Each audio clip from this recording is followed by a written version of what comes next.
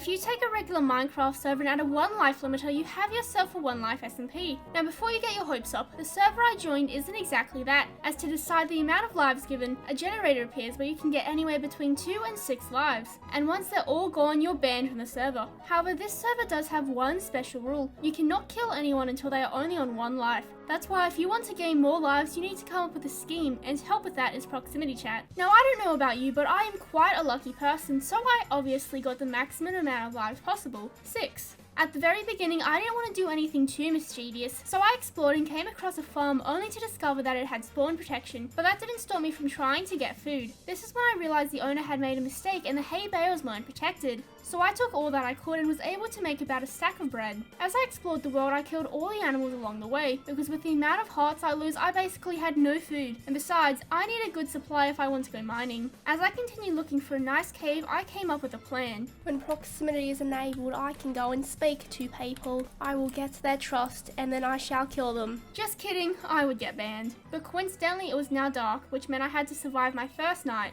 I didn't want to do anything that would put me in risk, so I collected a bit of stone. But unfortunately, a few mobs approached me for the attack. Now I was trying my hardest to fight back, but my bad internet really tried to get me killed. Even so, I just had to power through and I managed to destroy it. However, his friends came to back him up, so I was forced to retreat. So whilst in a hole I created, I crafted a few items which could help me on my journey. After daybreak, I continued my search for ores, starting with coal, then proceeded to gain iron. However, these ores were just found on the surface and wasn't enough to do anything with, so I set out for a full mining trip. During my excavation, I found a dripstone cave which made me think of a potential prank. First, I set up a deep hole with signs, add carpet and place all the dripstone in the bottom, so even if they had good armor, they would still die. But I didn't actually do this in the video. After about 10 minutes, a tragedy occurred. It wasn't death, but it might as well have been. So I'm just minding my own business, when all of a sudden I get kicked from the server. And when I log back, I find out that all the lives are getting reset. So the generator goes again, and guess how many lives I get this time? 2, the bare minimum. And as you can imagine, I was not happy. Now, it wasn't just my lives that had vanished. Every single piece of coal I had was gone too. But since I can't turn back time, I continued to get more resources.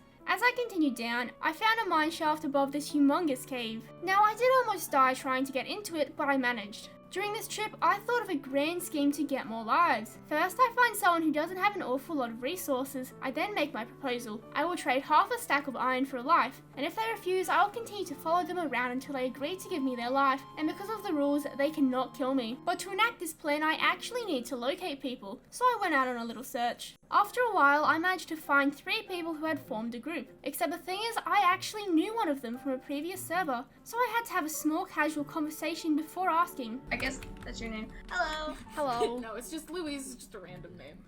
Yeah. Yeah, I just found it on the internet. But before I had the opportunity to present my business, I was asked to join them, to which I accepted. Doing so meant my business proposal was more likely to be successful, so I told them my offer and they accepted. You see, I only have 2 hearts there, and, you know, I die an awful lot.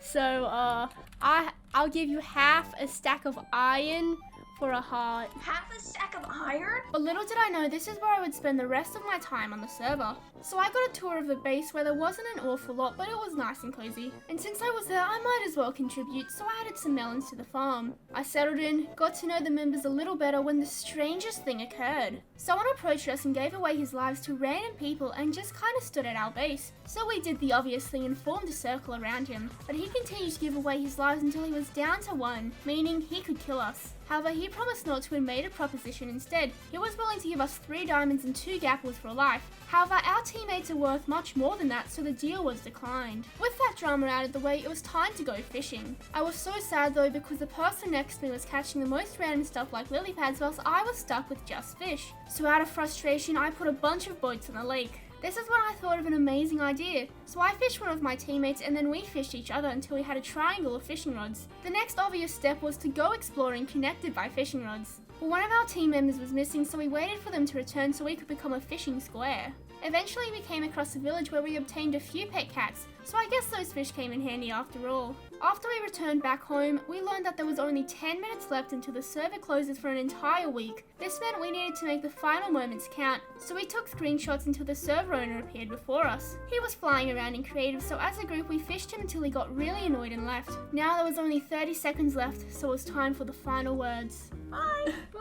Goodbye. Bye. But if there's one thing you should learn from this, if there is a scheme to be schemed, then the solution is obviously to go and scheme. And if you did enjoy, subscribing would really help me out a lot.